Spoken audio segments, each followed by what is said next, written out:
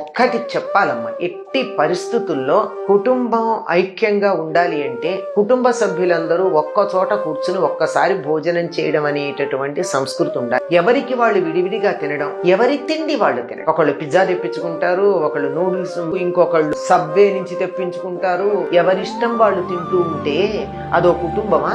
కాదు కదా. భోజనం దగ్గరే సంస్కారం బయటపడేది, మానవ సంబంధాలు పెరిగేవి, మనిషితో మనిషికి ఆప్యాయతలు, అభిమానాలు, ఇష్టాలు, ఒకళ్ళ పట్ల ఒకళ్ళకి ప్రేమ కలిగేది భోజన సందర్భంలో.